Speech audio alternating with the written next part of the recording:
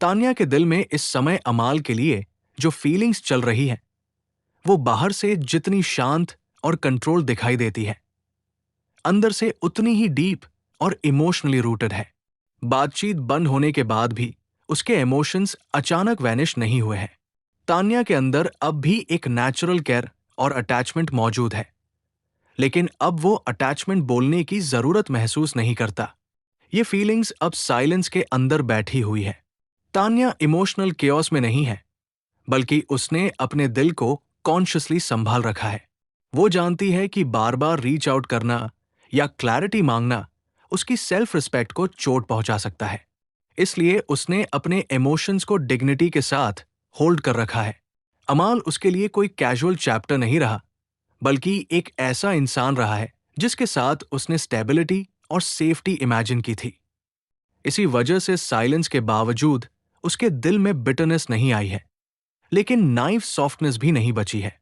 अगली एनर्जी ये दिखाती है कि तान्या अमाल को अब भी एक स्ट्रॉन्ग, रिलायबल और इमोशनली कैपेबल इंसान के रूप में देखती है। उसकी नज़र में अमाल ऐसा व्यक्ति रहा है जो रिस्पॉन्सिबिलिटी लेना जानता है और लाइफ को प्रैक्टिकली हैंडल कर सकता है। इसी एक्सपेक्टेशन की वजह से जब बातचीत अचानक बंद हुई तो तान्या को डिसअपॉइंटमेंट हुई, लेकिन शॉक नहीं।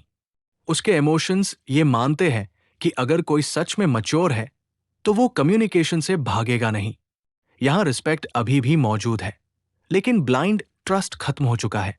तान्या अब वर्ड से ज्यादा एक्शंस को ऑब्जर्व कर रही है। वो समझ चुकी है कि पोटेंशियल और रियलिटी में फर्क होता है। अमाल के लिए उसकी फीलिंग्स अब इमेजिनेशन या होप पर बेस्ड नहीं है, बल्कि करंट बिहेवियर के हिसाब से शेप ले रही है। इसके बाद तान्या के इमोशंस एक मिक्स्ड फेज में जाते हैं, जहां वार्मथ और सैडनेस साथ साथ चलती है। उसे अमाल के साथ बिताए हुए अच्छे मोमेंट्स याद आते हैं, जहां कनेक्शन एफर्टलेस, ऑनेस्ट और इमोशनली लाइट लगा था। उन मेमोरीज में हैप्पीनेस है, जेन्युइन बॉन्डिंग है और एक ऐसा कंफर्ट है जो आसानी से किसी के साथ नहीं बनता। लेकिन अब उन्हीं यादों के साथ ये रियलाइजेशन भी जुड़ चुकी है कि जब सिचुएशन अनकंफर्टेबल हुई तब कम्युनिकेशन मिसिंग रही। तान्या अब डिनायल में नहीं है। वो खुद को ये मानने दे रही है कि हर अच्छा महसूस होने वाला कनेक्शन टिकाऊ नहीं होता। ये अवेयरनेस उसे इमोशनली मैच्योर बना रही है।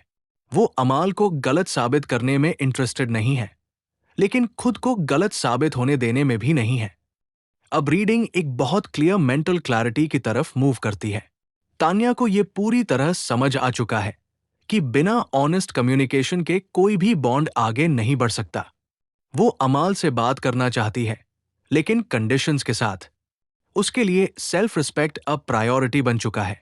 वो साइलेंस को लव का प्रूफ नहीं मानती। अगर अमाल खुद क्लैरिटी के साथ आता है तो तान्या कॉन्वर्जेशन के लिए ओपन हो सकती है, लेकिन अगर उसे इग्नोर किया जाता है तो वो खुद को इमोशनली ड्रेन नहीं करेगी। ये फेज उसकी इमोशनल स्ट्रेंथ को दिखाता है। फीलिंग्स अभी भी है, लेकिन अब फीलिंग्स कंट्रोल में है। फीलिंग्स उसे कंट्रोल नहीं कर रही। आखिरी एनर्जी ये बताती है कि तान्या इमोशनली स्टक नहीं है, बल्कि ट्रांजिशन में है। वो धीरे धीरे अपने फोकस को अपनी पीस, स्टेबिलिटी और सेल्फ ग्रोथ की तरफ शिफ्ट कर रही है। अमाल के लिए उसके दिल में हेट्रेड नहीं है, लेकिन ब्लाइंड वेटिंग भी नहीं है। अगर फ्यूचर में अमाल मैच्योरिटी, ऑनेस्टी और इमोशनल एफर्ट के साथ आता है तो तान्या के दिल में अभी भी स्पेस है। लेकिन अगर साइलेंस ही कंटिन्यू रहता है तो वो बिना ड्रामा, गिल्ट या बिटरनेस के आगे बढ़ने की कैपेसिटी रखती है। इस समय तान्या की फीलिंग्स वीक नहीं है, बल्कि इवोल्व्ड है। ये रीडिंग साफ दिखाती है कि तान्या अब अपने इमोशंस को नहीं, बल्कि अपने आत्मसम्मान और मानसिक शांति को चुन रही है।